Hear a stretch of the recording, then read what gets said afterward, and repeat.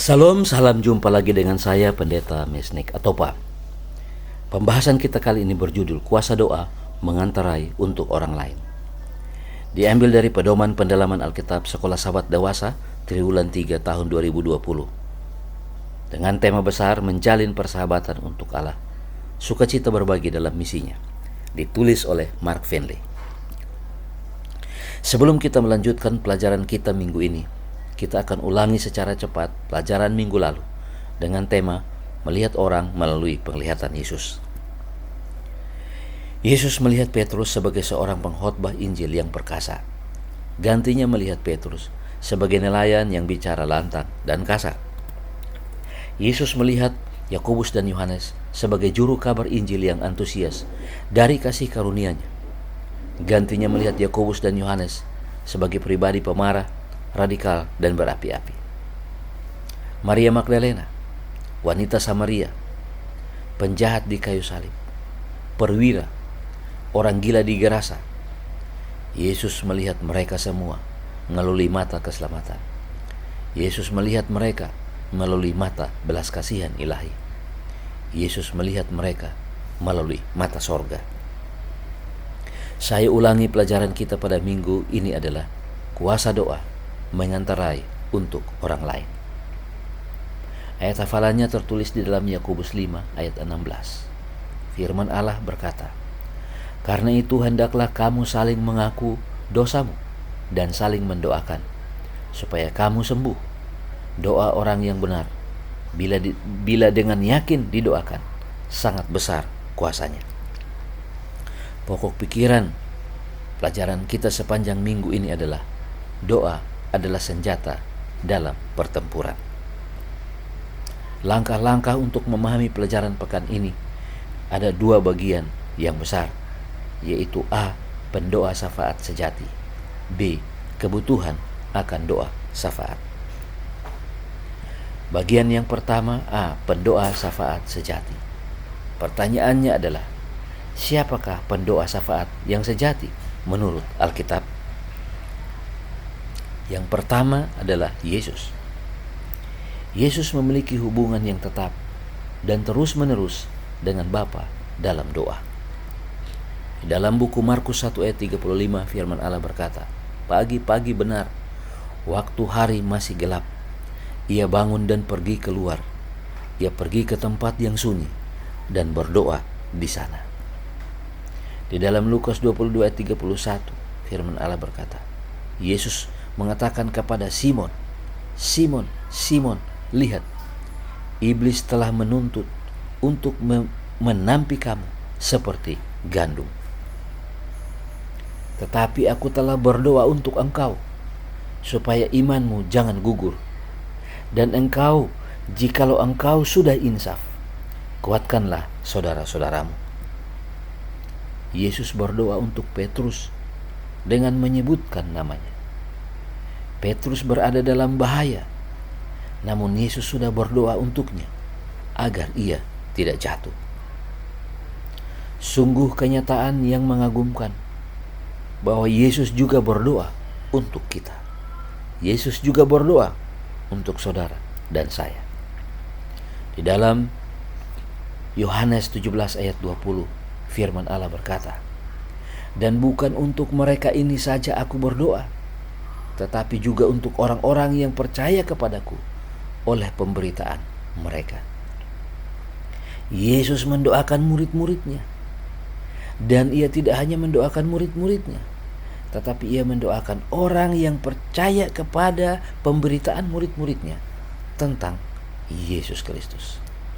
Itu sebabnya Yesus mendoakan saudara dan saya juga ketika ia berada di atas permukaan bumi ini. Yang kedua adalah Daniel. Di dalam Daniel 9 ayat 3, firman Allah berkata, "Lalu aku mengerahkan mukaku kepada Tuhan Allah untuk berdoa dan bermohon sambil berpuasa dan mengenakan kain kabung serta abu." Daniel 9 ayat 11, "Segenap orang Israel telah melanggar hukum-Mu dan menyimpang karena tidak mendengarkan suaramu.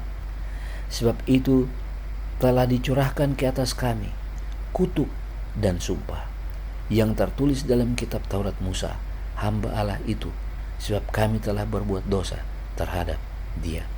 Daniel tidak hanya berdoa untuk dirinya sendiri, tapi dia berdoa untuk bangsa Israel yang sudah melanggar hukum Taurat Allah dan menyebabkan mereka terbuang. Sekarang sudah hampir 70 tahun mereka berada di dalam pembuangan di Babel. Daniel berdoa selama 3 minggu untuk dirinya, untuk semua rakyat. Pada akhirnya malaikat menempatkan diri kepadanya untuk memberikan jaminan kepadanya bahwa dia akan menang. Yang ketiga adalah Paulus. Di dalam Efesus 1 ayat 16, firman Allah berkata, "Aku pun tidak berhenti mengucap syukur karena kamu, dan aku selalu mengingat kamu dalam doaku." Paulus selalu mengingat umat-umat Tuhan di dalam doanya. Efesus 1 ayat 17. Dan meminta kepada Allah Tuhan kita, Yesus Kristus, yaitu Bapa yang mulia itu, supaya ia memberikan kepadamu roh hikmat dan wahyu untuk mengenal dia dengan benar. Isi doa Paulus kepada umat adalah supaya mereka diberikan roh hikmat, supaya mereka mengetahui wahyu untuk mengenal Allah dengan benar. Orang-orang Kristen Efesus pasti dipenuhi dengan dorongan semangat ketika mengetahui bahwa Paulus berdoa untuk mereka dan mengetahui apa yang Paulus doakan untuk mereka. Doa adalah pemberian sorga untuk manusia yang tidak berdaya, manusia yang lemah, agar mendapat kekuatan dari Allah. Doa adalah sarana untuk mengangkat kita kepada Allah. Bagian kedua atau bagian B adalah kebutuhan akan doa syafaat. Siapakah yang membutuhkan doa syafaat? Apa sebabnya doa syafaat itu begitu penting dalam kehidupan orang Kristen? Yang pertama adalah berdoa karena kebutuhan akan Roh Kudus. Kebutuhan gereja perjanjian baru segera setelah kenaikan Yesus ke sorga adalah doa untuk kecurahan Roh Kudus. Kisah Para Rasul 4 ayat 31. Firman Allah berkata, "Dan ketika mereka sedang berdoa, goyanglah tempat mereka berkumpul itu, dan mereka semua penuh dengan Roh Kudus. Lalu mereka memberitakan firman Allah dengan berani." Murid-murid tidak meminta berkat untuk mereka saja. Kepada mereka ditanggungkan keselamatan jiwa. Mereka menyadari bahwa Injil harus disampaikan ke seluruh dunia. Dan mereka menuntut kuasa Kristus yang telah dijanjikan. Jika gereja mula-mula sangat membutuhkan Roh Kudus untuk pelayanan, maka gereja di akhir zaman ini adalah gereja yang sama yang harusnya berdoa menuntut akan janji-janji Allah. Secara khusus adalah berdoa untuk kecurahan Roh Kudus. Masing-masing kita dituntut untuk berdoa untuk kecurahan Roh Kudus bagi gerejanya di zaman akhir ini. Yang kedua adalah respon Allah terhadap doa kita. Kenapa kita membutuhkan doa syafaat? Karena Allah akan merespon doa kita dengan cepat. Ketika Daniel berdoa, malaikat turun dari sorga untuk mengalahkan kekuatan jahat. Tercatat di dalam Daniel 10. Meskipun kita tidak dapat melihat dia dengan mata jasmani, tetapi Yesus sedang bekerja untuk menjawab doa-doa kita. Ketika kita berdoa, malaikat sudah siap sedia untuk menolong kita. Dia berada di samping kita meskipun kita tidak dapat melihat dia. Yang ketiga adalah doa sebagai senjata dalam perang. Doa syafaat adalah senjata yang ampuh dalam perang kosmik, atau yang kita sebut dengan The Great Controversy, atau perang antara kebaikan dan kejahatan, kesucian dan kenajisan, kebenaran dan kejahatan. Kita hanya dapat bertahan di dalam perang ini jika kita suka berdoa. Bukan hanya untuk diri sendiri, tapi berdoa juga untuk orang lain. Iblis tidak dapat bertahan menghadapi pria dan wanita yang penuh kuasa doa, karena dia takut dan gemetar di hadapan mereka yang penuh kekuatan dan keagungannya. Saat mendengar doa yang sungguh-sungguh, segenap bala tentara iblis gemetar. Ellen G. White, Testimonies for the Church, jilid 1, halaman 346. Yang keempat adalah doa untuk kesembuhan orang lain. Ketika kita menjadi perantara bagi orang lain, Allah bekerja dalam hati kita sendiri untuk mendekatkan kita kepadanya dan memberikan kepada kita hikmat untuk menjangkau mereka bagi kerajaan Allah. Ayat yang terbaik yang kita sudah baca sebagai ayat inti kita menyatakan, jika orang benar melakukan doanya dengan sungguh-sungguh, sangat besar kuasanya. Ketika kita berdoa pada saat yang sama, kita menjadi saluran keselamatan kepada orang lain. Yang kelima adalah berdoa bagi pekerja muda. Paulus berdoa untuk rekan-rekan pelayannya yang masih muda, seperti Timotius, Titus, dan Yohanes Markus. Ini pelajaran penting bagi para senior. Mari kita berdoa untuk pekerja-pekerja muda, tidak mencela mereka, tidak menyalahkan mereka, tidak mengkritik mereka, tetapi mendoakan mereka supaya mereka menjadi pekerja-pekerja muda yang tangguh seperti Timotius, Titus, dan Yohanes Markus. Kita tahu ceritanya bahwa Yohanes Markus pernah meninggalkan Paulus, tetapi setelah ia berubah, Paulus sangat membutuhkan dia dan Paulus mendoakan dia. Doa menghubungkan kita dengan sumber kekuatan ilahi untuk keselamatan pria dan wanita yang hilang. Pemenang jiwa yang aktif adalah pria dan wanita yang suka berdoa. Ringkasannya, Yesus memiliki hubungan yang tetap dan terus-menerus dengan Bapa dalam doa.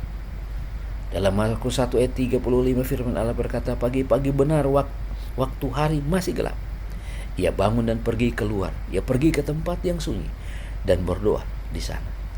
Tidak ada waktu yang hilang tanpa Yesus berdoa bagi anak-anaknya.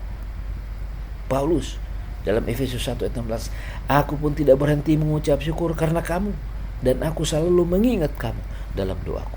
Baik ia berada di luar penjara, baik ia berada di dalam penjara, baik ia berada di dalam kesulitan, ia tetap berdoa untuk umat Tuhan.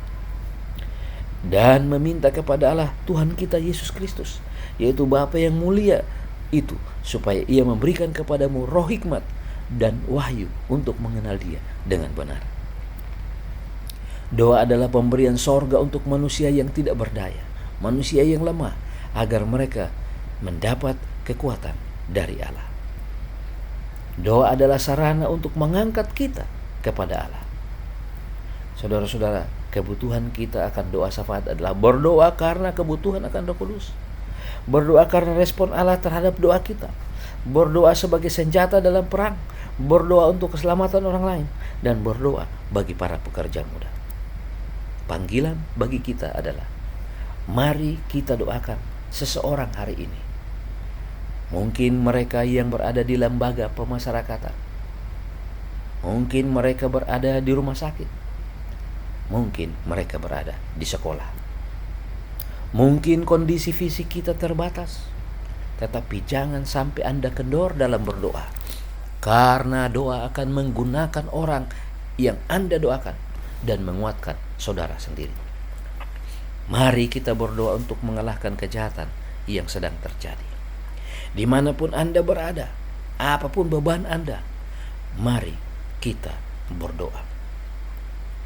Bapa di sorga, hari ini kami tahu bahwa Yesus, Paulus, dan Daniel adalah pendoa syafaat sejati untuk umat Allah. Dan umat Allah sangat membutuhkan doa syafaat untuk kecurahan Roh Kudus, untuk keselamatan orang lain, dan untuk menang di dalam peperangan terakhir. Oleh karena itu Bapa, tolong kami semua. Hari ini entah kami berada di mana, entah di mana tempat kami berada sekarang, Tuhan jamah kami supaya kami boleh menghidupkan kehidupan baru. Terpujilah nama-Mu ya Bapa, karena kami berdoa di dalam nama Yesus, Tuhan dan Juru Selamat kami. Amin. Sebagai informasi lanjutan, boleh menghubungi kami pada Facebook Makaditi Pasti Mantap, atau email atau pahem@mail.com atau pasenior@yahoo.com. Bisa juga pada telepon nomor 0813 73 309 119. Tuhan Yesus memberkati kita semua.